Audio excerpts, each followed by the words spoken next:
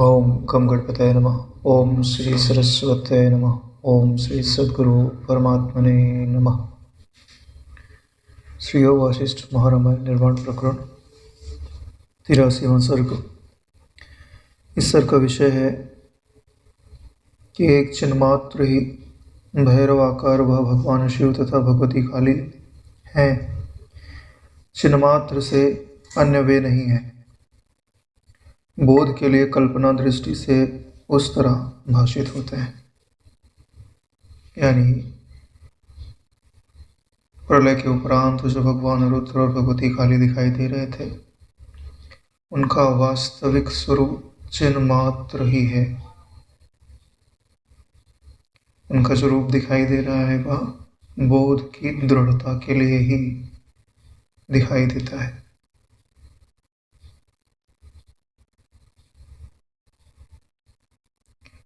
वास्तव में जगत की हर वस्तु ही चिन्मात्र है, केवल वही चिन्मात्र है ऐसी बात नहीं है। ज्ञान के सिवाय आप किसी वस्तु का अन्य प्रकार से ज्ञान प्राप्त नहीं कर सकते। जो प्रकाश में आता है वही दिखाई देता है। ठीक वैसे ही जो ज्ञान में आएगा उसी का अनुभव होता है, और ज्ञान में ज्ञान के सिवाय कुछ दूसरी चीज नहीं आती, भले वो अज्ञानाकार वृत्ति ही क्यों न हो। अज्ञानाकार वृत्ति का भी आपको ज्ञान ही होता है। इसके लिए मैं अज्ञ हूं या कभी भी सिद्ध नहीं किया जा सकता, क्योंकि चाहे ज्ञानाकार वृत्ति हो, चाहे अज्ञानाकार वृत्ति हो, चाहे अज्ञाकार वृत्ति हो, उन सबको आप जानते तो हो ही। तो आप इन सब के किनारे खड़े हो जाइए। यह सारे प्रपंच छोड़ दीजिए कि मुझे क्या पता है क्या नहीं पता है।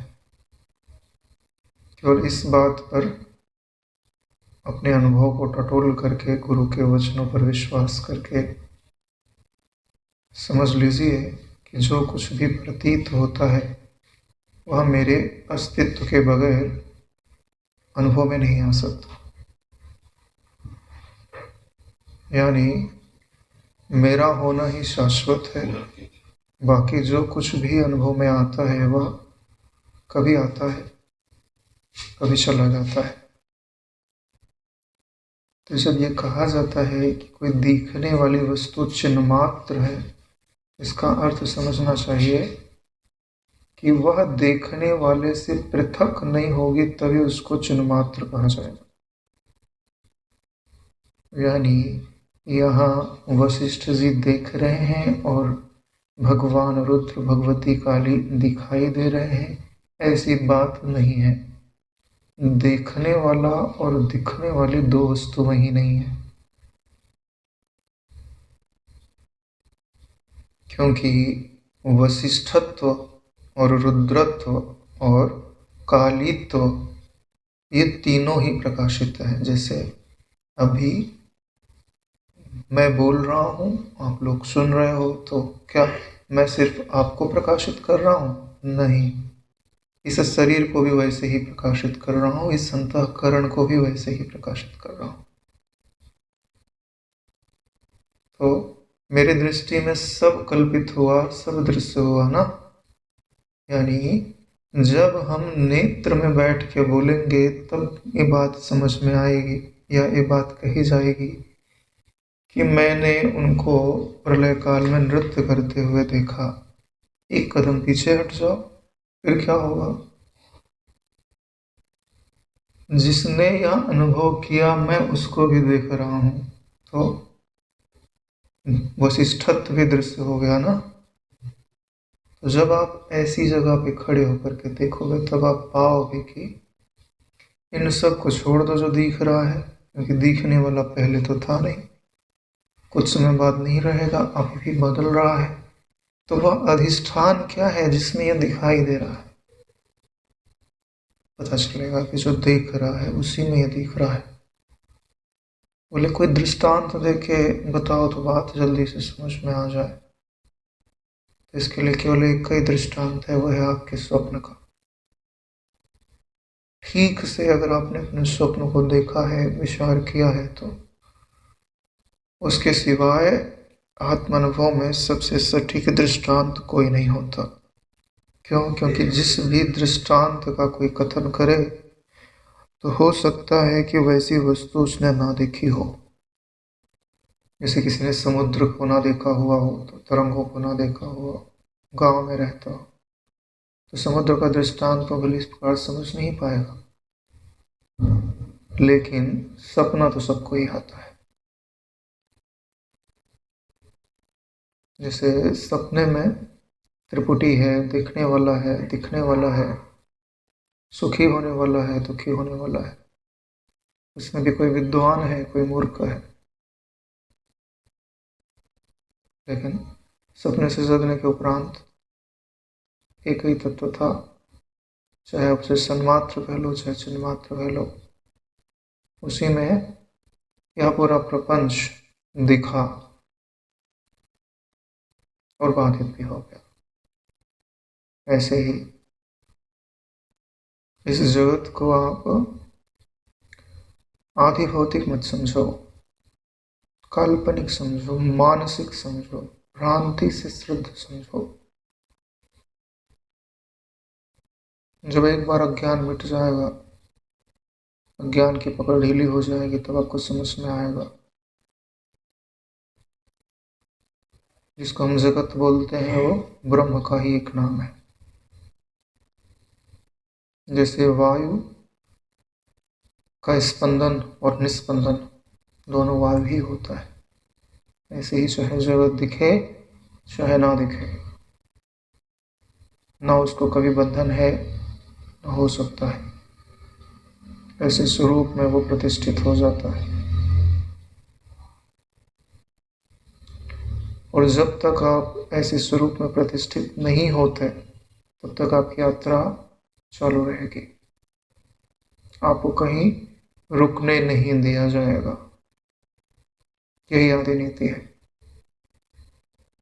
हमें अपने मन को यह बात भली भांति समझा देनी चाहिए कि जो हमें दुख प्राप्त हो रहा है, जो हमें परेशानियां प्राप्त हो रही हैं, दुर्बलताएं प्राप्त हो रही हैं, बीमारियां प्राप्त हो रही हैं, तो इन सब के प्राप्त होने का कोई एक उद्देश्य है। क्योंकि इस सृष्टि को किसी आपके दुश्मन ने नहीं बनाया हुआ है।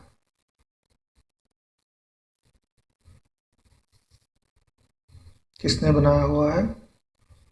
किसी ने बनाया हुआ नहीं है, वही इन रूपों में प्रतीत हो रहा है। तो जैसे आप कोई खेल खेलो तो क्या खुद को दुखी करने के लिए खेलोगे? अपने आनंद के वर्धन के लिए खेलोगे ना। तो फिर आप अपने वास्तविक स्वरूप को पहचान लीजिए। खेल खेलने आए थे, लेकिन हम अपना वास्तविक परिचय ही भूल गए। इसीलिए तो बार बार एक ही बात आपको समझाई जा रही है। महाराज वशिष्ठ जी ने कहा, हे श्री रामचंद्र जी, आज जो मैंने आपसे वर्णन किया है वह चिन्मात्र परम आकाश ही है।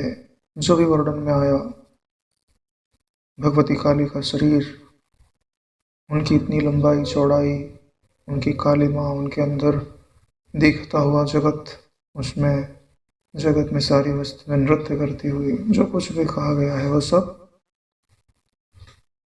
चिन्ह मात्र यानी ज्ञान मात्र परम आकाश ही है। परम आकाश मतलब परम शून्य ही है, कुछ ही नहीं है। ठीक वैसे जैसे अभी आपके मन में बनने वाली कल्पनाएं, ज्ञान मात्र के सिवाय क्या है आपके चित्त में बनने वाली कल्पना? ज्ञान बोल लो, भासमानता बोल लो, प्रतीति बोल लो, कल्पना बोल दो, मनोमयता बोल दो, स्वप्न बोल दो, एक ही बात है।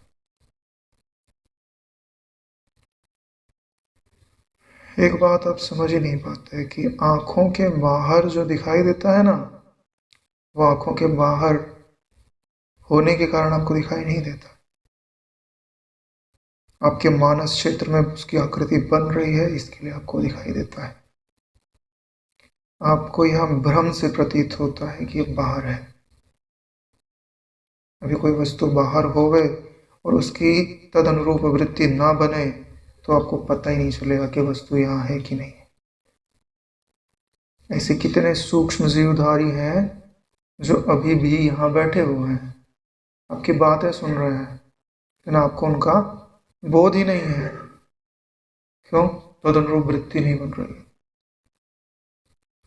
वास्तव में तो बाहर भीतर कोई होता ही नहीं है, सब मनोराज्य के बात ही है। दृढ़ काल से अभ्यास होने के कारण मन के ही दो हिस्से हो जाते हैं। एक हिस्से में हमें यह अनुभव आने लगता है कि वस्तु बाहर है, और दूसरा हिस्से में अनुभव आने लगता है वस्तु भीतर।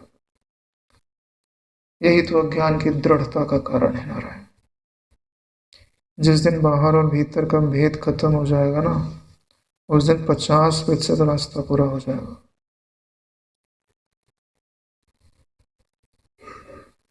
ना ये इतना आसान है और ना ये इतना कठिन है। आसान होता तो सभी कर लेते, और बहुत ही कठिन होता तो कोई भी कहाँ कर पाता। सिर्फ आपको यह अनुभव होना चाहिए कि इसके बगैर काम नहीं चल सकता, तो प्रयास अवश्यंभावी हो जाएगा। जिस वस्तु के बगैर काम नहीं चलता, मनुष्य उसे प्राप्त अवश्य कर लेता है। तो यह जो चिन्मात्र परमाकाश है, इसी को शिव शब्द से कहा जाता है। यही प्रलय काल में रुद्र होकर के नृत्य करता हुआ प्रतीत होता है। जैसे शांत मन आकाश है तो चिन्मात्र है, उसी में उसने धारण कर लिया कि मैं रुद्र हूं, तो वही चिदाकाश क्या बन गया, वही मनाकाश क्या बन गया, रुद्र। ये तो आपका अनुभव है ना। जिस वस्तु की कल्पना करो वो मनाकाश तदनुरूप तुरंत ही बन जाता है। कल्पना छोड़ दो, फिर से वो शांत परमाकाश रूप हो जाता है। तो आप अपने अनुभव को याद करिए, वशिष्ठ जी के वचनों के साथ अपने अनुभव पर मुहर लगाते जाइए कि हाँ, ये मेरा अनुभव है। आज से मैं ज्ञान को प्रबल रूप से स्वीकृति देता हूँ कि हाँ, मैं वही हूँ, मैं वही हूँ, मैं वही हूँ। हे पुण्य आत्माओं में श्रेष्ठ श्री रामचंद्र जी, यह जो भयानक आकृति है वह वस्तुतः उसकी आकृति नहीं है। जो आकृति वशिष्ठ जी को दिखाई दे रही थी, भयानक थी, भयाकार वृत्ति बना रही थी, क्या वो रुद्र की आकृति थी? नहीं नारायण, रुद्र की दृष्टि में रुद्र की वो आकृति नहीं है। रुद्र की दृष्टि में उनकी आकृति है चिन्मात्र परमाकाश रूप। वशिष्ठ जी की दृष्टि की आकृति है वो।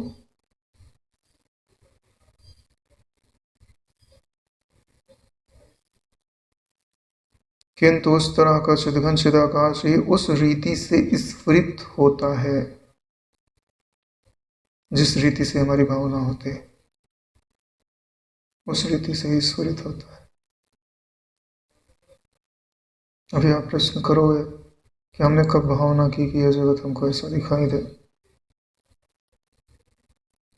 तुमने ही भावना की हुई है नारायण, भूल गए अपने आप को तुमने। ध्यान से देखो, बचपन से लेकर के आज तक का अपना मन, क्या तुमने पदार्थों की इच्छा नहीं की है? पदार्थों की इच्छा ही तो पदार्थों की भावना है। जिस वस्तु की इच्छा की तद अनुरूप तुम्हारे कदम चले, तद अनुरूप पदार्थों का दर्शन हुआ है। ये तुम्हारी तो भावना है। तुमने मन की दृष्टि को पलट दिया होता, स्वरूप की भावना की होती, तो निर्विकल्प समाधि में स्थित होते नारायण। तुमने ही तो अपनी चित्तवृत्ति को बहिर्मुख किया हुआ है। चित्तवृत्ति को बहिर्मुख होने देना ही जगत की भावना है।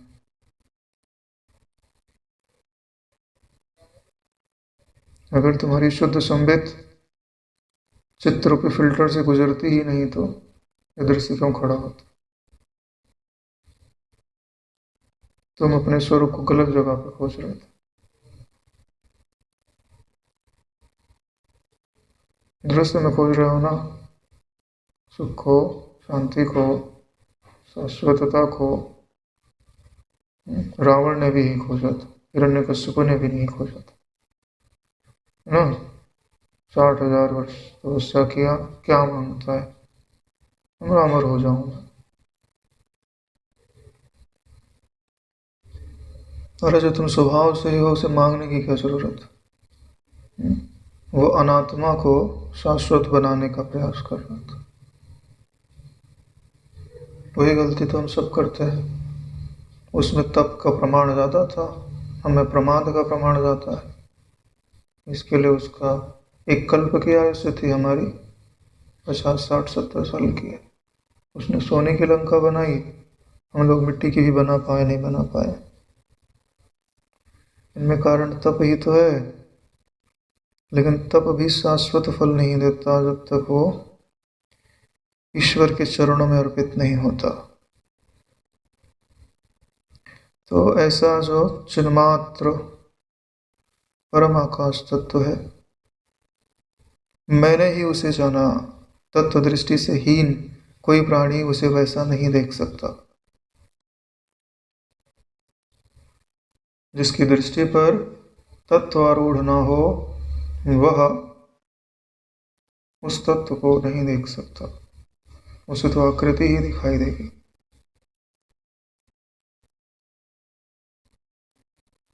आकृति का अधिष्ठान दिखाई नहीं दे सकता।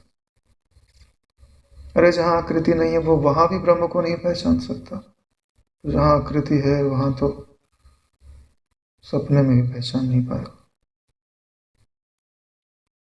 इसके लिए तो बड़ी सूक्ष्म दृष्टि की आवश्यकता होती है। हे श्री रामचंद्र जी, वह कल्पांत, वह रुद्र, वह भैरवी, ये सब के सब जिस तरह माया मात्र है। माया मात्र है यानी वशिष्ठ जी में मन है तो दिखे, मन नहीं होता तो कहाँ दिखता। तो जो मन से दिखता है उसे माया बोलते हैं। मन में, माया में जो पहला माँ है, वो इसी बात को निरूपित करता है। यानी कल्पादि सबके सब जैसे कल्पना मात्र है। यह सब मैंने अच्छी तरह तत्व ज्ञान हो जाने के कारण तत्व दृष्टि से जान लिया है। तत्व दृष्टि से जानने का क्या अर्थ होता है कि जो भी दिखा उसे भली भांत विचार किया, उसका अनुभव किस रूप में हो रहा है। तो चाहे पत्थर हो, चाहे जल हो, चाहे अग्नि हो, चाहे मनुष्य हो, चाहे देवता हो, चाहे यक्ष हो, गंधर्व हो, या इन सब का प्रलय हो, चाहे पुष्कर आवर्तक में हो, चाहे प्रलय अग्नि हो, चाहे 12 आदित्य हो, चाहे 11 रुद्र हो, ये सब अनुभव में किस रूप से आता है? ज्ञान मात्र ही। सोचने की बात है, जब प्रलय काल आ रहा था तो जिन योगियों ने चिदाकाश तत्व की भावना करके ब्रह्मरंध्र से अपने प्राण को बाहर निकाल दिया, क्या उन्हें प्रलय का अनुभव हुआ होगा? नहीं हुआ होगा। तो अनुरूप वृत्ति नहीं बन रही है, क्यों अनुभव हो? कोई कष्ट है? कोई कष्ट नहीं है। कष्ट किसको अनुभव में आता है? जो दृश्य से तदात्म करता है। जिसने दृश्य से तदात्म छोड़ करके परमात्मा से एकत्व का अनुभव किया हुआ है, उसे कहीं पर भी कोई दुख नहीं है। इसलिए नारायण, अपने स्वरूप को समझिए, उससे प्रेम करिए, और ईश्वर करे हम सबको उससे प्रेम हो जाए। यानी हमारा जो खाली समय है वो उस तत्व के साथ गुजरे, और ज्यों ज्यों उसके साथ गुजरता जाएगा, त्यों त्यों उस तत्व का रंग मन को लगता जाएगा, और मन संसार से विमुख होता जाएगा, ईश्वर के सन्मुख होता जाएगा, और जितने पाप हैं उसके तभी नष्ट हो जाते हैं। सन्मुख होए जीव मोहि जब ही, कोटि अघ नाश तो वही। ईश्वर के सन्मुख होना है, यही हमारी विजय है नारायण। केवल वह निराकार चिदाकाश ही उस आकार विशेष से भैरव आकर था, को प्राप्त दिखाई देता है। यानी भैरव आकारता को जो प्राप्त दिखाई दे रहा है वास्तव में शून्य रूप है। ये वचन तुमको अगर दृढ़ हो गया ना तो तुम्हें भयभीत करने वाला कोई नहीं। जितनी भी भयानक आकृति दिखे, एक क्षण के लिए भय उत्पन्न हो सकता है, लेकिन अगर पूर्व अभ्यास जनित तत्व दृष्टि है तो तुम क्या बोलोगे? हाँ, जब प्रलयंकारी भैरव की आकृति भी वशिष्ठ जी की दृष्टि में, मेरे गुरु की दृष्टि में वो चिदाकाश मात्र ही है, तो मुझे भी उसी दृष्टि का अवलंबन लेना चाहिए। अगर मृत्यु लिखी होगी तो हो जाएगी, नहीं लिखी होगी तो मार नहीं सकता है। मैं अपने हृदय में भयाकार वृत्ति को तो स्थान बिल्कुल नहीं दूंगा, क्योंकि जैसे गुरु होते हैं वैसे ही शिष्य को होना चाहिए। कम से कम निर्णय तो कर ही लो, बाकी उस समय जो होगा उसको देखा जाएगा। तैयारी तो करो, क्वेश्चन ऐसा आएगा तो मैं ऐसा आंसर लिखूंगा, भले याद रहे ना रहे। भाई 100% याद करते हैं तो 60% 70% नंबर तो मिल जाता है। तो तैयारी तो करो।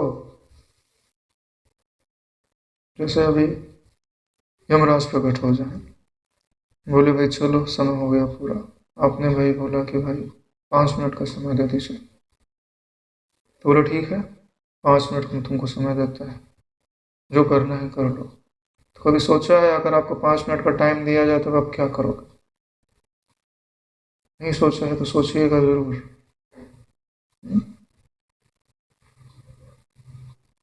एक व्यक्ति से मैंने पूछा कि आप उस समय क्या करेंगे, तो उसने बोला करना क्या है, हम तो बोलेंगे चलो भाई हमको जो करना था हमने कर लिया।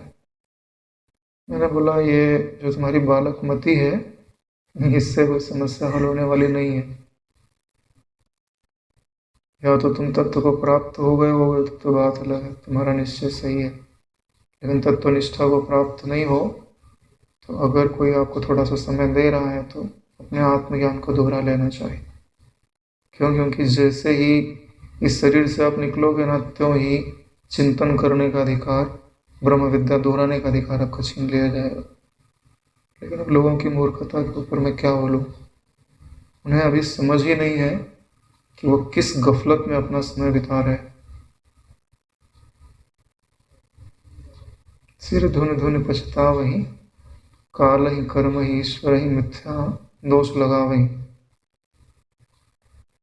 आज बात समझ में नहीं आ रही, कल को दोष देंगे कि हमको ऐसा माहौल नहीं मिला, हमको बताया नहीं गया, हमको समझाया नहीं गया, हाथ पकड़ के हमको लिखाया नहीं गया। अभी भी लोग समझते नहीं है बातों को। क्यों? क्योंकि शरीर में बल है ना। हाँ, जब तक शरीर में बल रहता है तब तक मनुष्य को समय ही कहाँ रहता है। जब शरीर से बल जाने लगता है, बुद्धि का निश्चय डावाडोल होने लगता है, हाँ तब समझ में आता है कि अरे हमको तो कुछ काम करना था जो बाकी रह गया। ईश्वर के आश्रित होने पर ईश्वर आपको सद्गुरु प्रदान करते हैं, और सद्गुरु के आश्रित होने पर सद्गुरु आपको सत्संग प्रदान करते हैं। अगर आप उस सत्संग का अनादर करके फिर उल्टा क्रम पकड़ोगे तो तुम थप्पड़ के अधिकारी हो जाओ। यही क्रम है। सद्गुरु प्रसन्न होते हैं तो क्या सुनाता है? सत्संग, जो गूढ़ विद्या है उसका रहस्य बता देते हैं। अब रहस्य बताने के बाद भी तुम उनका जो है सिर खपाते रहो तो क्या करेंगे? बोले हाँ बेटा ठीक है ठीक है ठीक है, फिर माया आई बोले ले जाए इसको, बड़ा सिर खपा रहा है। जो चीज़ दिया है उसकी तो समझ ही नहीं है, थोड़ा दुख मिलेगा, परेशान होगा संसार में, तब समझ में आएगा कि उपाय तो हमने इसके हाथ में ही दिया था, दवाई तो हमने इसके हाथ में ही दी थी, अब दवा खाने के बदले ये डॉक्टर को ही परेशान कर रहा है।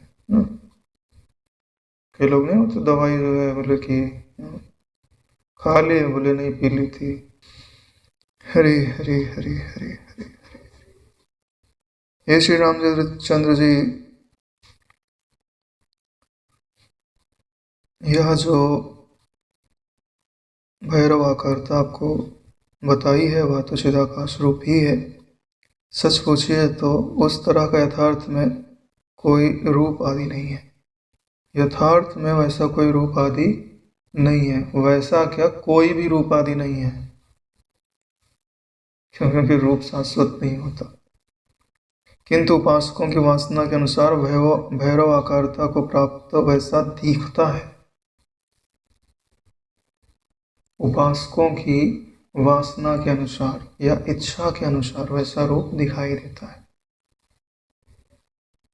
दिखाई तो सबको ही देता है, लेकिन उपासक क्या करते हैं, वैसे रूप को अपनी चित्तवृत्ति में बनाए रखना चाहते हैं, और उनका ऐसा करना यथेष्ट भी है जब तक आपकी चित्तवृत्ति स्थिर नहीं होती। भाई दिखता तो जगत सबको ही है ना, लेकिन उपासक क्या करता है, अपने गुरु की मूर्ति को, अपने इष्ट की मूर्ति को अपनी चित्तवृत्ति में स्थापित करता है, उनकी प्राण प्रतिष्ठा करता है। इस मूर्ति में होती है ना, ऐसे ही मन के अंदर जो मूर्ति होती है उसमें भी प्राण प्रतिष्ठा की जाती है। यानी वो चले, वो बोले, वो बात करे, वो आपकी गलतियां बताए, लेकिन आप कभी सोचते नहीं कि हमने अपनी मानस मूर्ति की प्राण प्रतिष्ठा की है कि नहीं की है।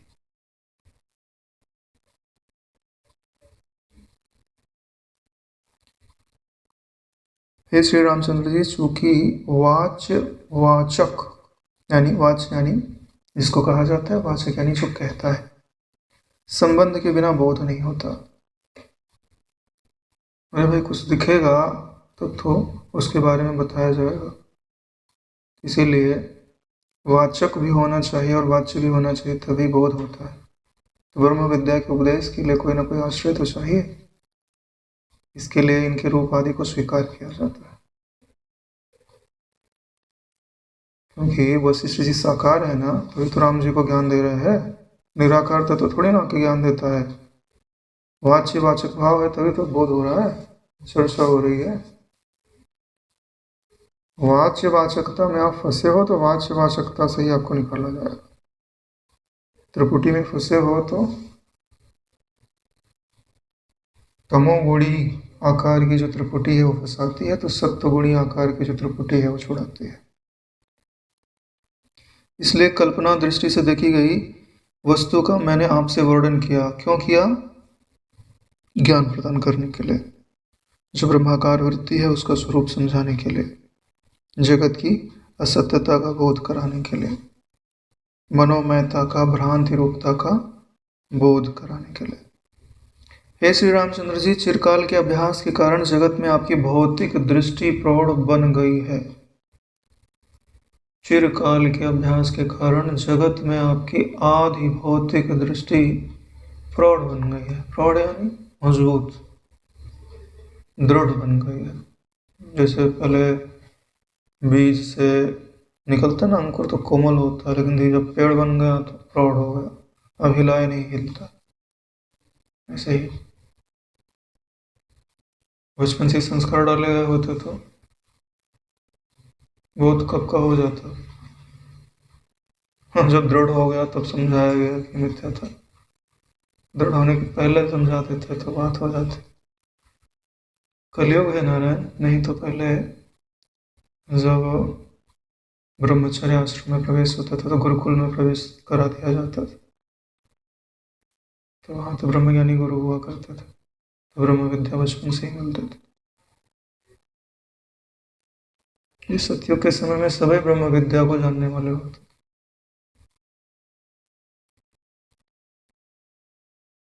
इसलिए आपकी वाणी में यहाँ जो कुछ दृढ़ता को प्राप्त है, यानी यह जगत जो आप अपनी वाणी से बोल रहे हो ना कि ये है, फिर असंभावना सी लग रही है, विरोधाभास सा हो रहा है, ऐसा प्रश्न क्यों उपज रहा है? आदि भौतिक दृष्टि के कारण उपज रहा है। आदि भौतिक दृष्टि नहीं होती तो उपजता ही नहीं ना। बोलते हैं आपकी वाणी में इसी कारण जो कुछ दृढ़ता को प्राप्त है, वह क्षण भर में माया आत्मता को यानी सत्यत्व की भ्रांति को प्राप्त हो जाता है। भले आपकी दृष्टि में दृढ़ है, लेकिन जैसे विचार करोगे तैसे ही असत्य अनुभव है। अभी 1 घंटे पहले का याद करो, कहाँ बैठे थे? आसपास जो लोग गुजर रहे थे वो सब ठोस लग रहे थे, नहीं लोग हैं, कोई बोल रहा है उसकी बात से अच्छी लग रही थी। अभी स्मरण में डालो, क्या हो गया वो? केवल स्मृति में ही तो है, उसकी ठोसता भी है क्या? नहीं है। लेकिन उसकी ठोसता हम बना लेते हैं। अगर आप विचार कर रहे हो तो अभी उसको वो कल्पित लग रहा है, विचार नहीं करते तो ठोस ही लगता ना। इसके लिए जगत सब कुछ सह सकता है लेकिन विचार नहीं सह सकता। ब्रह्म विद्या, ये योग वासिष्ठ आपको वह विचार प्रदान करता है जो जगत की जड़ हिला देता है। कहने का तात्पर्य यह है कि माया मात्र क्षणिक है, भ्रांति से सत्य रूप प्रतीत होता है। भ्रांति से सत्य रूप प्रतीत होता है। एक बात आप निश्चित समझ लीजिए कि आपको एक बार दृढ़ उपासना तो अवश्य करनी पड़ेगी, चाहे आप साकार की करो चाहे निराकार की करो। क्योंकि आपकी वृत्ति के अंदर जो संस्कार घनीभूत रूप से बैठ गया है ना, उसको निकालने के लिए उतनी सूक्ष्म दृष्टि की और उतने ही ज़्यादा बल की आवश्यकता है। नहीं तो इन संस्कारों को आप जानते हुए भी नकार नहीं पाओगे। जैसे घर के अंदर पिता बलवान है तो पुत्र आदि को अपने नियंत्रण में रखता है। पिता कमजोर हो जाए, बच्चे ताकतवर हो जाए तो अगर गलत रास्ते चले गए तो हाँ, पिता को मार पीट के उसका धन ले लेंगे। कलयुग में तो ऐसा बहुत ही होता है। हाँ, तो नियंत्रण में रखने के लिए जो घर का मुखिया है उसे बलवान होना जरूरी है। बल उपासना से आता है, ध्यान से आता है। बिना बल के परिवर्तन नहीं होता नारायण। लोहे की कोई वस्तु है, उसको मोड़ना है तो आपके पास बल होना चाहिए ना। ऐसे ही नारायण लोहे की वस्तु को तो कोई आसानी से मोड़ भी सकता है, लेकिन चित्त वृत्ति पे पड़े हुए संस्कारों को मोड़ना यह कोई साधारण बात नहीं है। वस्तुतः न वह भैरवी है, न वह भैरव है, न वह प्रलय काल की ही है, किंतु वह समस्त ही भ्रांति मात्र है। परमार्थ रूप से चिदाकाश ही प्रकाशित हो रहा है। यानी दृश्य देखने की मनाही नहीं है, भयभीत होने की मनाही नहीं है, लेकिन भयभीत होने के पश्चात भय को निवृत्त करने के लिए जिस दृष्टि का अवलंबन लेना है उसे आपको लेना चाहिए। ये जो भयाकार आकृति दिख रही है वह भ्रांति मात्र है। वास्तव में सत्य क्या है? चिदाकाश तत्व ही इस रूप में प्रकाशित हो रहा है। व्यक्ति का अंतःकरण जाति धर्म देखने की जरूरत नहीं है।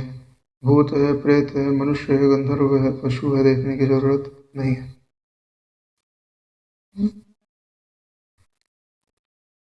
सब कुछ चिदाकाश मात्र ही देखो। ज्ञानी है, अज्ञानी है, देखने की जरूरत नहीं। सब चिदाकाश मात्र ही। इस भाव की प्रबलता हो जाएगी तो आपके लिए हिंसक हिंसक नहीं रह सकता, डाकू डाकू नहीं रह सकता। ऐसा अपने उसमें लिखा हुआ है, जीवन रसायन। इसी दृष्टि का अवलंबन लिया था ना बुद्ध भगवान ने। अंगुलीमाल जैसा डाकू, उनके सामने जा करके उसका डाकूपना चला नहीं, थोड़े समय में परिवर्तित हो गया। बापू जी के जीवन में भी ऐसे बहुत सारे घटनाएं, चमत्कार है। उनके दृष्टि में बल है नारायण, उन्होंने अपना अंतःकरण तो बदला ही है, उनके संपर्क में जो है उसके मन को भी बदलने की सामर्थ्य रखता है। स्वप्न में जिसका निर्माण हुआ है उस नगर की तरह मनोरथ के युद्ध के बेग के समान, जैसे मन के अंदर आप युद्ध करने के लिए जा रहे हैं तो मनोमात्र ही तो है।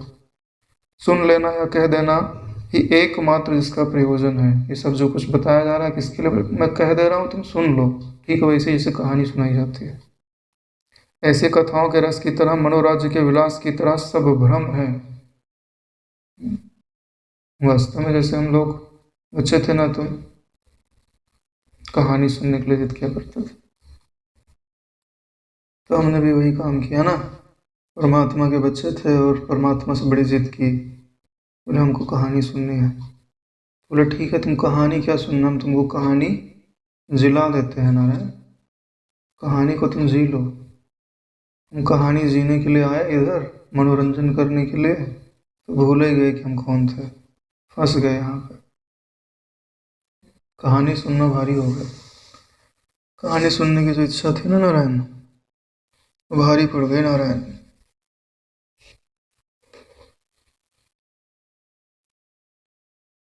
मनोराज्य के विलास की तरह यह सब भ्रम है। मनोराज्य के विलास की तरह यह सब भ्रम है, चिदघन में भाषित हो रहा है।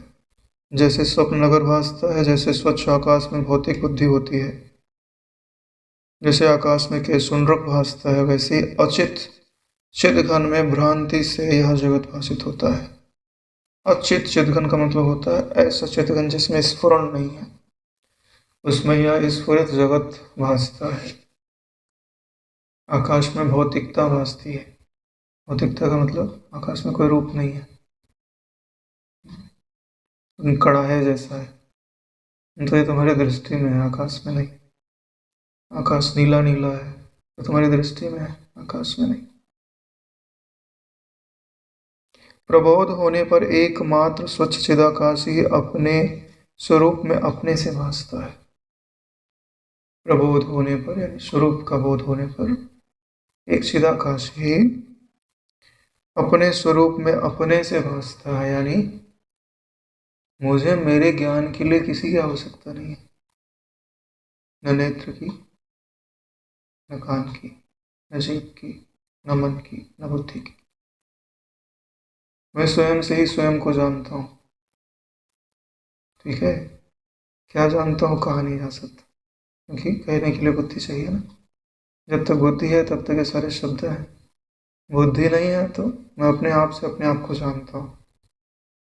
क्या जानता हूँ नहीं कहा जा सकता, क्योंकि कहने का काम मेरा नहीं है और सुनने का काम भी मेरा नहीं है।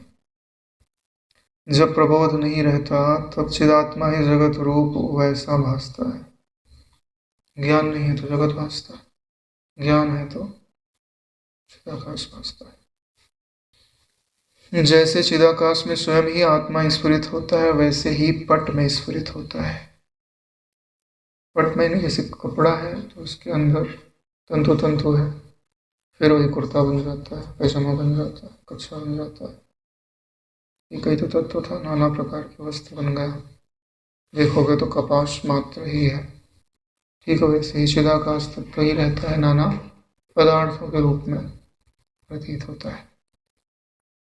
उस कल्पांत की अग्नि तथा नृत्य में भी वह उस रूप से स्फुरित होता है। जितनी भयानक अग्नि, सब प्राणी त्राहिमाम कर रहे, मर रहे, तो उनकी व्याकुलता आपके ज्ञान को हटानी नहीं चाहिए। भले उस समय चाहे जो भी यत्न कर लो बचाने के लिए, लेकिन ऐसा नहीं कि पूरी जिंदगी तुम सिर पीट के रो रहे कि अग्नि लगी थी, मैंने कोशिश किया लेकिन इतने सारे लोग जल गए। क्या दृष्टि होनी चाहिए। अगर वही अग्नि सपने में लगी होती तो भूल जाता है ना। इसका मतलब है जागृत तुमको सत्य लग रहा है, सपना तुमको झूठा लग रहा है, तुम जागृत से जगे नहीं। ईश्वर हर कर्तव्य करने की इजाजत देता है, लेकिन दुखी होने की इजाजत नहीं देता, क्योंकि दुख सदैव ज्ञान के कारण आता है। कुछ भी हो जाए कसम ले लेनी चाहिए, क्या दुखी नहीं होगा, कुछ भी हो जाए। क्यों? क्योंकि दुखी होने से परेशानी को हटाने में सहयोग थोड़ी ना मिलता है। हे श्री रामचंद्र जी, इस तरह मैंने भगवान भैरव तथा भैरवी के आकार का वर्णन किया जो तत्वतः निराकार है। आकार का वर्णन किया गया लेकिन तत्व से देखोगे तो कोई आकार नहीं है। अतः मैं उसकी नृत्य स्थिति का आपसे वर्णन कर रहा हूँ, जो वस्तुतः अनृत्य स्वरूप है। आप सुनते रहिए। यानी जिसको मैंने नृत्य कहा है कि हाथ उठ रहा है, पाँव थिरक रहा है ना, ये यहाँ से इधर से उधर लुढ़क रहे हैं, वह जो नृत्य स्वरूप दिखाई दे रहा है वास्तव में नृत्य नहीं है। जैसे भ्रांति से दिखाई दे रही शुक्ति आदि वस्तु अवस्तुभूत रजत आदि रूप के बिना किसी तरह टिक नहीं सकती, वैसे ही चिन्मात्र परब्रह्म परमात्मा की चेतनता भी बिना किसी स्पंदन के स्थित रह नहीं सकती, क्योंकि भ्रांति के स्वभाव का विपर्यासकत्व नियम सर्वत्र समान है। जैसे सीपी है तो सीपी दिखाई देती है, उसकी सफ़ेदी दिखाई देती है, तभी उसमें चांदी का भ्रम होता है। तो सीपी का दिखना तो स्वभाव है, तो दिखेगी दिखेगी, और उसमें तुमको चाहे भ्रम हो चाहे ना हो, ये तुम्हारी दृष्टि के ऊपर निर्भर करता है। ऐसे ही ये जो जगत का होना पना है या ब्रह्म में, उसके स्वभाववश है। अब तुमको भ्रम से दिखाई देने वाला जगत नाम रूपात्मक दिखाई देता है या चिदाभासात्मक दिखाई देता है, ये तुम्हारी दृष्टि पर निर्भर करता है। क्योंकि भ्रांति के स्वभाव का विपर्यासकत्व नियम सर्वत्र समान है। यानी भ्रांति है तो आपको किस रूप में दिखाई देगी, ये आपके ऊपर निर्भर करता है। और अगर विपर्य नहीं है, जैसा है वैसा देखते हो, तो आपके लिए भ्रांति नहीं है।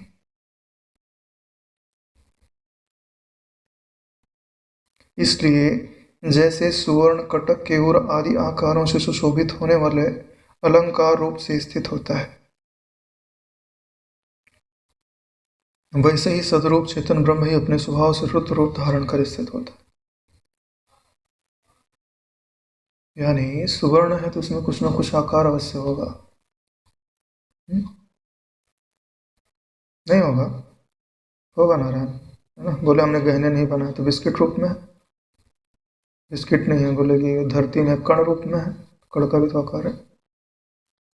किस फॉर्म में रखोगे उसको? तो निराकार बना दो। अगर सा अवयव है तो उसका कुछ ना आकार अवश्य होगा। यही बात तो ब्रह्म के संदर्भ में भी कही जा रही है कि अगर चेतना है तो निस्पंदन या स्पंदन कुछ ना कुछ तो उसमें होगा ही होगा। स्पंदन होगा तो जगत रूप से होकर भासेगा, और निस्पंदन होगा तो अनिर्वचनीय ब्रह्म होकर के स्थित रहेगा। इसके लिए जो रुद्र आदि दिखाई दे रहे हैं वो चिदाकाश रूप ही।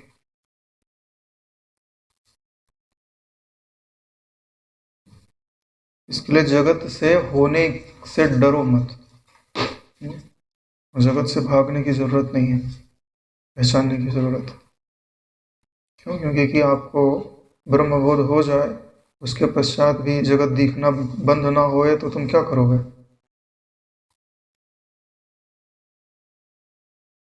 सिर पीटोगे अपना? नहीं, बोध होने के पश्चात ये आग्रह ही नहीं रह जाता कि विक्षेप रहे कि समाधि रहे। ज्ञान की ही महत्ता होती है, तभी तो स्वतंत्र होता है। हे अनंत, ब्रह्मपद पाना बच्चों का खेल नहीं है। कोई हंसी मजाक भी नहीं है, बहुत गंभीर विषय है। बड़ी गंभीरता से उसे समझना होता है, उसका अभ्यास करना होता है। विचार के देखो कितनी बड़ी उपलब्धि है। जो वस्तु जितनी ऊंची होती है उतना मूल्य तो मांगेगी ना।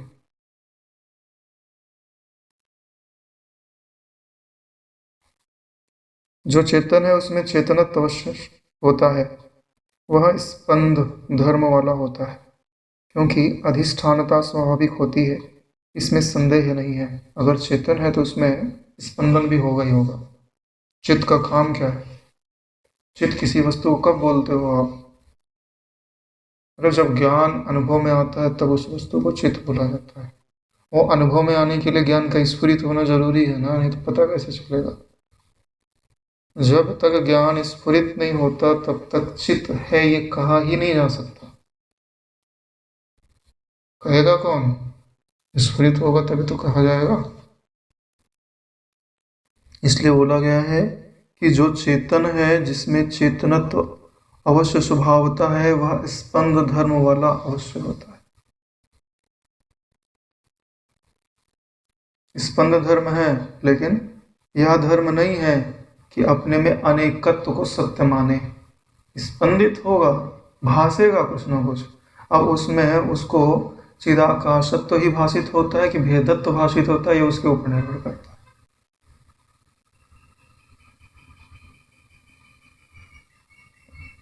जो इस चिदघन का स्पंद है वही भगवान शिव का स्पंद है,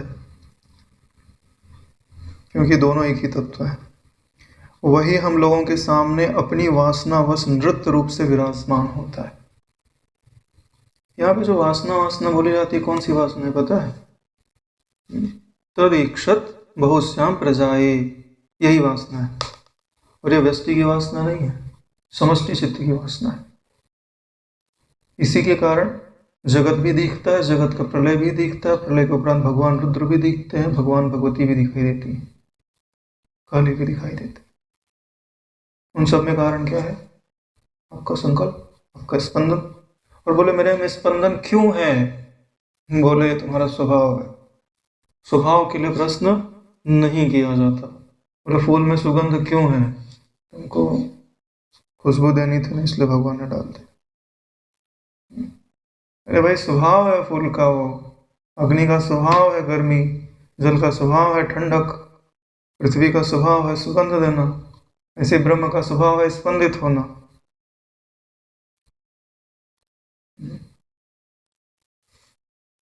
लेकिन सच में क्या ब्रह्म स्पंदित होता है? नहीं होता। स्पंदित निस्पंदित शब्द ये आपको ब्रह्म तत्व के साक्षात्कार के लिए बताया जाता है, उसमें हिलने जैसा कुछ नहीं है। ये सारे शब्द तब तक जीवित रहते हैं जब तक आपको ब्रह्मबोध नहीं होगा, तब तक इन्हें सत्य सा ही समझिए। इसलिए हे श्री रामचंद्र जी, प्रलय काल में वह भगवान शंकर भयंकर आकृति वाले रुद्र होकर शीघ्र नृत्य करते हैं। इसे आप चिदघन का निजी स्पंदन ही समझिए। निजी स्पंदन है ये चिदाकाश तत्व।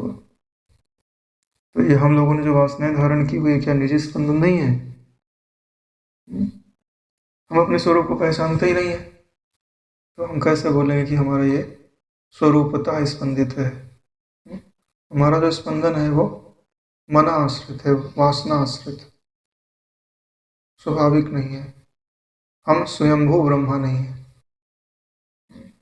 हम वासना भू ब्रह्मा है। वासना के अनुसार हमारा कर्म चलता है, प्रवृत्ति होती है। स्वयंभू तो वो होता है जिसकी अपनी कोई इच्छा नहीं है। हे श्री रामचंद्र जी, चिदघन का निजी स्पंद ही रुद्र रूप से या भगवती काली रूप से कहा जाता है, यानी ये उनका स्वाभाविक स्पंदन है, यह उनका प्रथम स्पंदन है। जैसे ब्रह्मा जी को क्या कहा जाता है? प्रथम जीव भी कहा जाता है, आदि जीव, हिरण्यगर्भ। फिर श्री रामचंद्र जी ने कहा, महर्षि प्रामाणिक दृष्टि से वस्तुतः यह दृश्य है ही नहीं। जब हम प्रामाणिक दृष्टि का आश्रय ले लेते हैं तो वस्तुतः यह दृश्य नहीं है, वस्तुतः यह दृश्य नहीं है। इसलिए उस कल्प में आपसे मेरा कुछ प्रश्न नहीं है। उस कल्प में मतलब जब ऐसी दृष्टि है तब कोई प्रश्न नहीं है, किंतु अप्रामाणिक दृष्टि पक्ष में, यानी जब मैं अप्रामाणिक दृष्टि का अवलंबन लेता हूँ तब आपसे पूछता हूँ।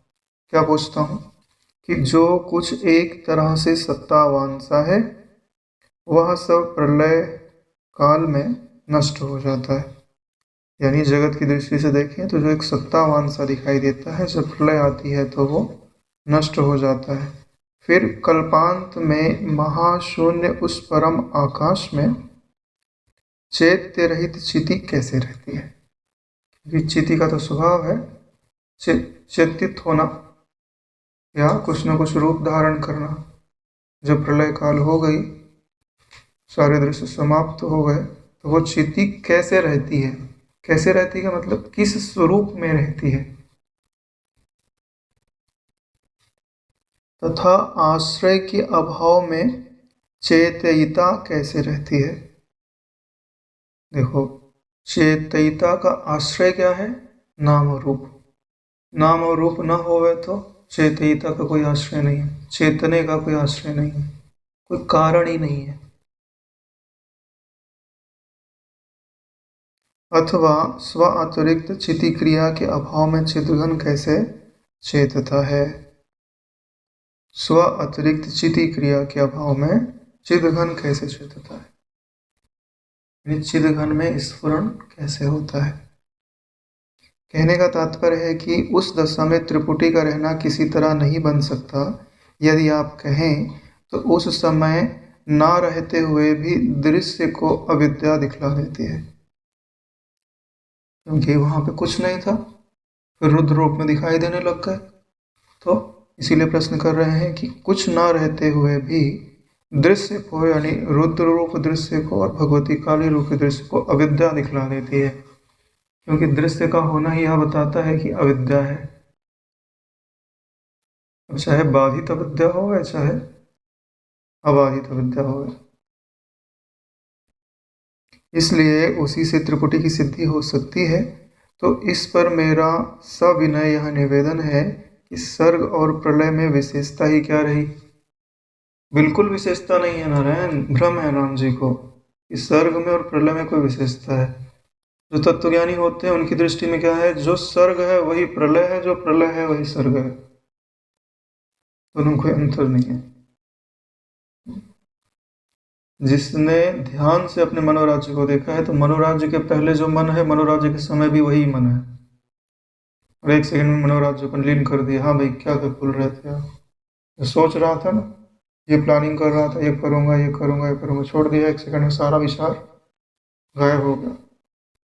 तो जो मन के अंदर वो आकृतियां बनी वो सर्ग बना, और फिर प्रलय हो गया, तो मन के अंदर क्या बना, बिगड़ा। वही बात बोल रहे हैं कि सर्ग और प्रलय में विशेषता ही क्या रही। उनको लगता था कि सर्ग में कुछ न कुछ विशेषता होगी, क्योंकि अचेतित चित क्रिया शून्य सर्व जगत घटित रुद्र और देवी के शरीर में उस नृत्य की किसी तरह संभावना नहीं की जा सकती। सही बोल रहा है, नृत्य की कोई संभावना नहीं की जा सकती। भाव यह कि एक समय में द्वैत और एक की भावना कदापि नहीं हो सकती, क्योंकि वशिष्ठ जी ने भी कौन सी दृष्टि का अवलंबन लिया है, एक की दृष्टि का। एक ही तत्व है, दूसरा कुछ नहीं है। और जब दिख रहा है, ठीक है, दिख रहा है तो बोले दो है, तो बोले आप ठीक ठीक बताओ, कभी तो बोलते हो कि दृश्य है और कभी बोलते हो कि दृश्य नहीं है, और कभी तो हमको दिखाई भी दे रहा है। ठीक है, ये प्रश्न क्यों बन रहा है, क्योंकि पहले ही बोल दिया है कि अप्रामाणिक दृष्टि का अवलंबन लिया हुआ। ये प्रश्न किसका है, जिसने जो पहले कही हुई बातें हैं उसको ठीक से समझा नहीं है, इसलिए यह प्रश्न उपज रहा है। वशिष्ठ जी ने कहा, हे श्री रामचंद्र जी, यदि आपकी आशंका है तो अपने द्वैत और एक के संदेह रूपी सागर की शांति के लिए यह उत्तर सुनिए। सबका प्रलय होने पर परिशिष्ट चिन्मात्र आकाश का यदि कुछ भी चैत्य नहीं है, जो आकाश बचा है उसमें कुछ चैत्य या नाम रूप नहीं है, तो फिर उससे अतिरिक्त किसी दूसरी वस्तु नहीं चेतता, तो वो अपने से अपने आप में ही स्थित है, किसी दूसरी वस्तु को चेतित नहीं करता, स्फुरित नहीं करता है। क्योंकि यत्र त्वस्य सर्वम आत्म एव अभूत तत्केन कम पश्येत। जब एक ही तत्व है, जहां सब इसका आत्मा ही हो गया, वहां कौन किसको देखेगा, यानी त्रिपुटी नहीं रही। जब सभी आत्मा हो गया तो कौन किसको देख रहा है। अरे बोले हम जैसे अपने हाथ को देख रहे हैं वैसे अपने आप को देख रहा होगा, ठीक है। यहाँ हाथ अलग है, आंख अलग है तो दिखाई दे सकता है, लेकिन आत्म तत्व में सजाति विजाति सोगत तीनों भेद नहीं है, तो वहां तत्केन कम पश्येत, कौन किसको देखेगा। यानी उस दशा में दृष्टा दर्शन दृश्य चेतयिता चेत चित क्रिया का संभव नहीं है, कि संभावना नहीं है। क्यों, दो होगा तब तो होगा, एक ही तत्व है तो। हरे हरे हरे। अतः सब शांत पाषाणवत मौन विज्ञान घन आकाश ही सर्वदा स्थित है। अतः सब शांत पाषाणवत मौन चित घन विज्ञान स्वरूप परमात्मा ही सदा सर्वदा स्थित है। तो आपको भी मौन का अवलंबन ले लेना चाहिए।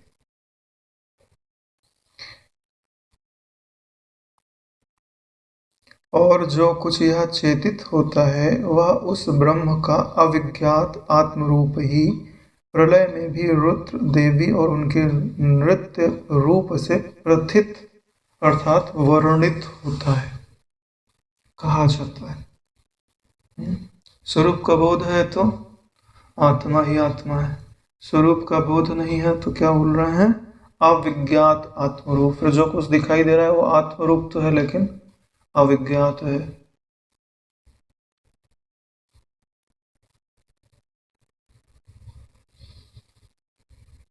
क्योंकि चित स्वभाव शांत स्वरूप इस ब्रह्म की अपनी सत्ता में ही अवस्थिति रहती है।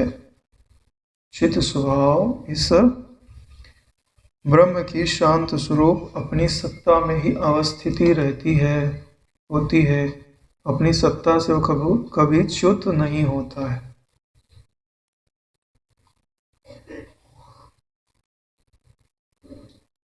अगर आप हर श्वास में आत्मविद्या को नहीं दोहराएंगे तो अविद्या आपको अवश्य उठा के पटक देगी, इसमें कोई संशय नहीं।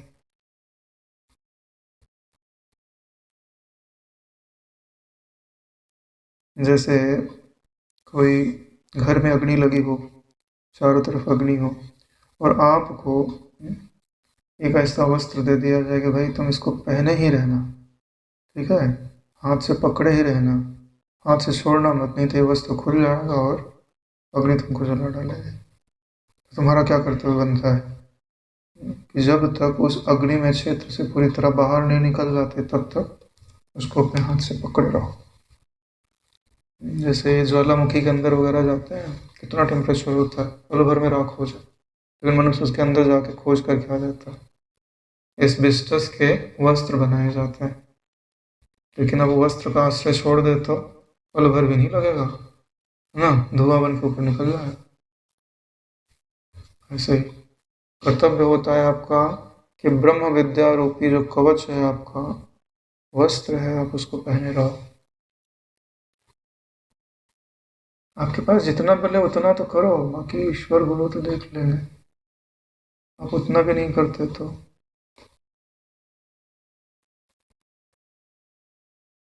फिर आपकी जिम्मेदारी है।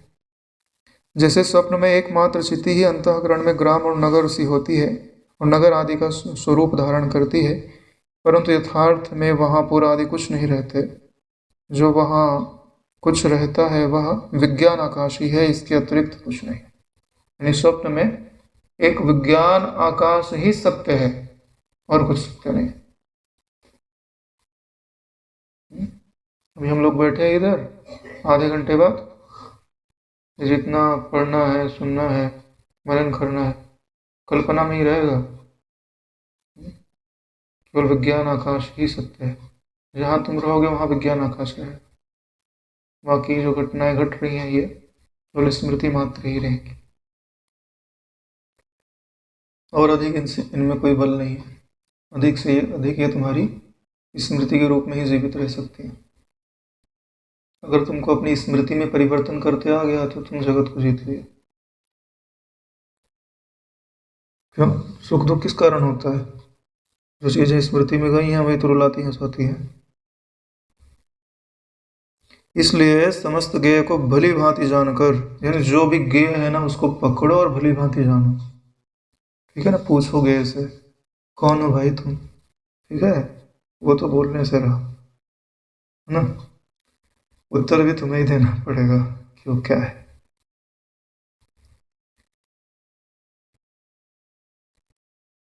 चिति अपने से अपने में सर्वदा ही गेय को शून्य जानते हैं। अगर आत्म तत्व हो जाएगा तो अपने में जो गेय है ना आप उसको शून्य ही समझोगे। गेय कुछ वस्तु नहीं है। अभी ये जो आप लोगों की फोटो मेरी रेटिना पे बन रही है ना, रेटिना से ऑप्टिकल नर्व जो माइंड तक जा रही है, उनमें तुम लोगों की स्थिति कैसी है? हाँ, इलेक्ट्रॉनिक स्पंदन मात्र ही हो तुम लोग। यहाँ तुम लोगों का आकृति दिख रही, ठोस दिख रहा है। उस रेटिना के पीछे जब माइंड तक जाने वाला तुम लोगों का डाटा है, उसको देखो किस रूप में है। हम्म? हाँ, इलेक्ट्रिकल डाटा है, जैसे ये मोबाइल में डाटा नहीं चलता है, वैसे ही है। साइंस पढ़ा होगा तो पता होगा नर्व में इंफॉर्मेशन ट्रेवल कैसे करती है।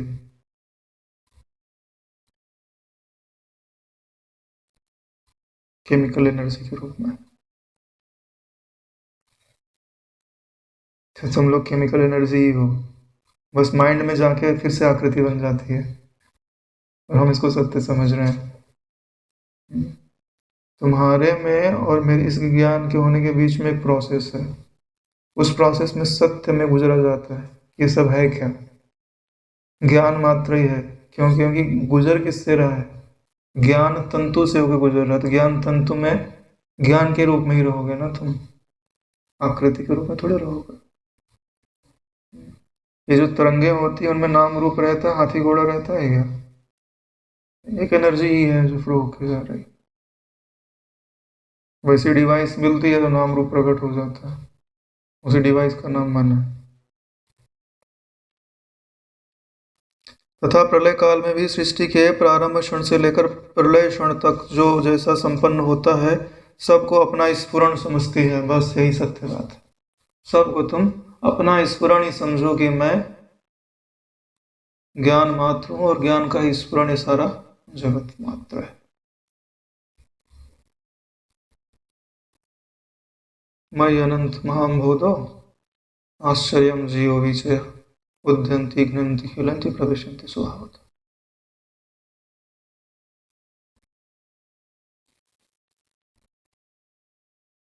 हृदय में शांति आनंद है कि नहीं है? ब्रह्म विद्या सुनने पे जब इतनी शांति है, अगर उसे तदात्म कर लिया जाए, हर श्वास में दोहराया जाए, तो कुछ ही दिनों में वो अपना परिचय देने लग जाता है।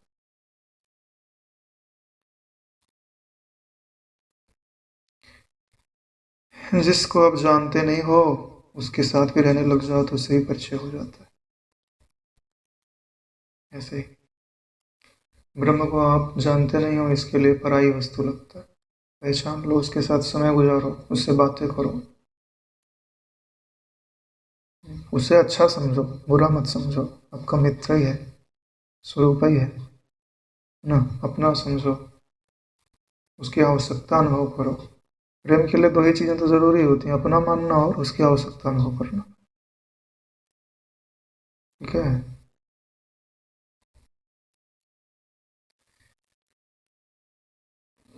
भाव यह है कि वह ब्रह्मचिति ही सदा सर्वज्ञ प्रसिद्ध है। ब्रह्मचिति का क्या स्वभाव है? सदा है, सब सर्वज्ञ है, सब कुछ जानते हैं।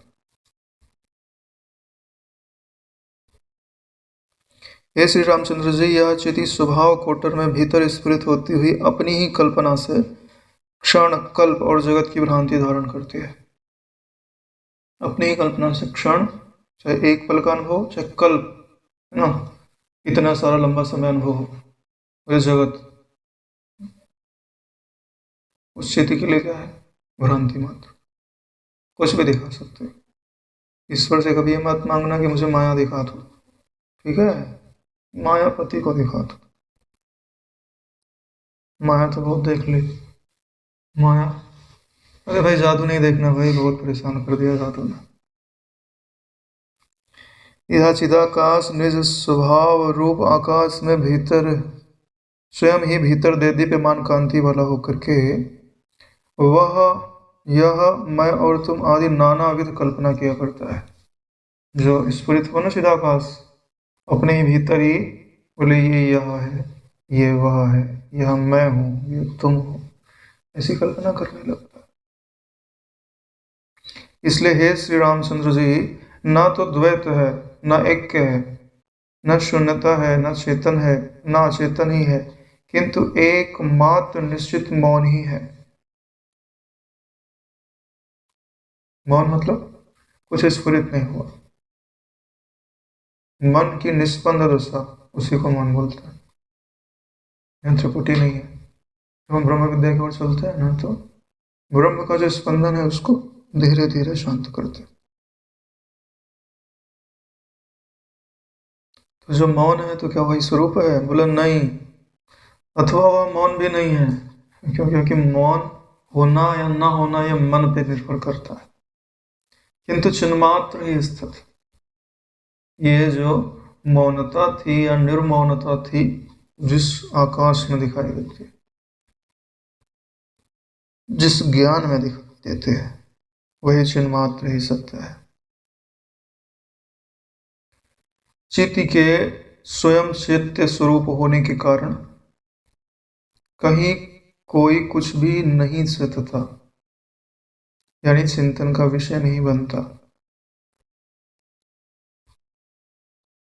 चिति के स्वयं चैत्य स्वरूप होने के कारण, मतलब अरे भाई चिति चैत्य स्वरूप होगी तभी तो कुछ चैत्य का कभी तो अनुभव में आएगा। यहाँ क्या बोल रहे हैं कि चिंतन का विषय नहीं बनता। क्या तात्पर्य है इसका? यह तात्पर्य है कि जो चैत्य तुमको दिखाई दे रहा है ना, तुम पहचानो कि यह चैत्य नहीं है, चिति ही है, तब चिंतन के लिए कुछ पदार्थ ही नहीं बचेगा।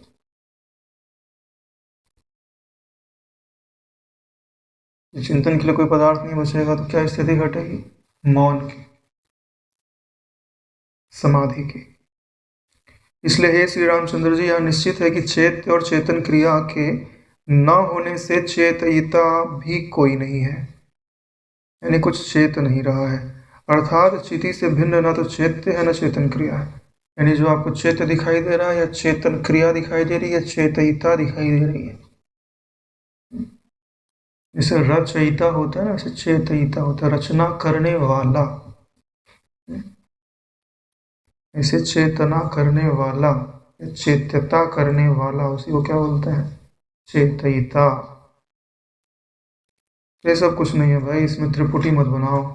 एक चीटी को चीटी ही रहने दो, ठीक है? एकमात्र मौन ही अवशिष्ट है, यानी आपको मौन में प्रतिष्ठित करना चाहिए। मौन कब घटित होगा? तीनों को जब एक ही तत्व समझोगे। जो दिख रहा है, जो देख रहा है, जो देखने की चेतन क्रिया है, चैत्य क्रिया है, तीनों चीटी ही है, फिर मौन घटित हो जाएगा।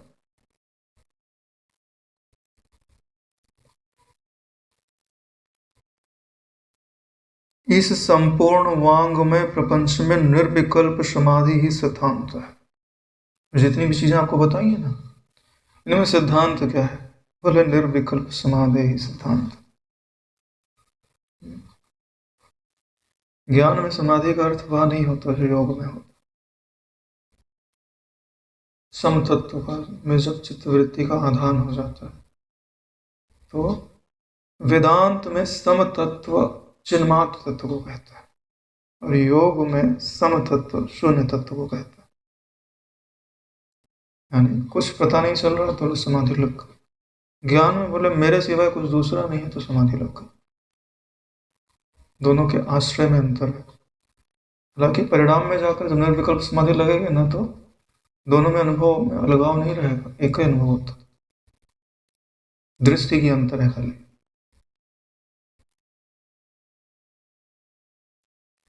वह जीव की पाषाण के समान मौन अवस्था है, इसलिए आप बिल्कुल चुपचाप स्थित रहिए। है ना, वशिष्ठ जी परेशान हो गए, दुनिया भर के प्रश्न पूछ पूछ के राम जी ने परेशान कर दिया। तो बोला कि चुपचाप स्थित रहिए, थोड़ी देर शांत रहो और हमको भी शांत रहने दो, ठीक है? प्रामाणिक दृष्टि का ज्ञान होते हुए भी अप्रामाणिक दृष्टि का आश्रय लेकर के प्रश्न पे प्रश्न करते रहते हैं। क्यों? क्योंकि अगर ये प्रश्न नहीं करेंगे तो बस वशिष्ठ जी को उठ के चल देंगे, ठीक है? गुरु जी का संग प्राप्त करने के लिए भी शिष्य जन प्रश्न किया करते हैं। बोले किसी और को कुछ पूछना है तो पूछोगे तो गुरु जी बैठे रहेंगे ना। अरे जिसको तुमको जिससे प्रेम हो ना, तुम उसको जाने नहीं देना चाहते, उसके से अज्ञानी बनना स्वीकार हो करना पड़े, तो जानबूझ के प्रश्न करते हैं। ये भी एक दृष्टि है, और बहुत सारे लोग जिनको बात समझ में नहीं आती है, या आगे की हम लोगों की बात भी याद रख करके उन्होंने प्रश्न किया हुआ है। तो बहुत सारी दृष्टियां होती हैं कहने की, समझाने की। हे श्री रामचंद्र जी, आप भी परमेश्वर के समान, है परमेश्वर का अवतार है, ये क्या बोल रहे हैं, परमेश्वर के समान लोक दृष्टि से अपने राज्य परिचालन आदि आचार समूह का, यानी जो आप राज्य आदि काम कर रहे हैं उसको छोड़ो मत, करते रहो।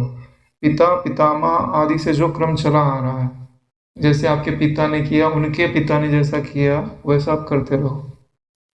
उसी क्रम से परिचालन करते हुए अपनी दृष्टि से परमार्थता, यानी बाहर से वैसा परिचालन करो, लेकिन अपनी दृष्टि से परमार्थता मौन होने के कारण, परमार्थता मौन को धारण करो। यानी आप जो सेवा कार्य आदि कर रहे हैं ना, उसमें भी प्रमाद मत करना, है ना। तो कल बोले कि आकाश भाई जो उधर योग वशिष्ठ पढ़ते रहते हैं, बोले मौन की भाषा बता दिए, सब छोड़ छाड़ के जो है बैठे हैं। ऐसी दृष्टि का अवलंबन मत लीजिएगा, क्योंकि ऐसी दृष्टि का वशिष्ठ यहाँ पे खंडन कर रहा है। परमार्थता मौन होने के कारण मान मोह मद आदि भेद से रहित अंगों तथा उनके अभिमानी जीव से रहित हो, यानी ना आप में मान मोह मद आदि होए, ना उनका अभिमान होए। आकाश कोश के समान, जैसे आकाश कोश है ना ऐसे ही, ठीक है ना। एक बार फिर से आकाश आया, हाँ, तो आकाश को आप अपने हृदय में बसा लीजिए। विशाल हृदय को धारण कर शांत हो जाइए, उस ज्ञान तत्व में, आत्म तत्व में स्थित हो जाइए हे राम जी, है ना। अब आप परम मौन को, पाषाणवत स्वरूपतः मौन को प्राप्त हो जाइए। और इसका प्राप्त होने का क्या उपाय है? तीनों में एक तत्व का दर्शन। और तीनों में एक तत्व का दर्शन कब कर पाओगे? जब आप में मनोनाश होगा, विक्षेप की निवृत्ति होगी और वासना की न्यूनता होगी। हाँ, नहीं तो तुम जिसको मिटाना चाह रहे हो उसी से प्रेम कर लोगे तो, अरे बोले भाई हम इस आकृति को तो नहीं मिटाएंगे, है ना। अभी तुम्हारा चित्त में एक साथ 100 आकृति बनती है, तो बोले हम किस किस को मिटाए। पहले 100 की जगह पे एक आकृति बनाओ, फिर तो कोई बात हो। इसलिए तो उपासना की जाती है, 100 की जगह पे एक आकृति बने, इसके लिए उपासना है। ठीक है, यहीं पे 83वां सर्ग समाप्त होता है, यहीं विश्राम लेते हैं।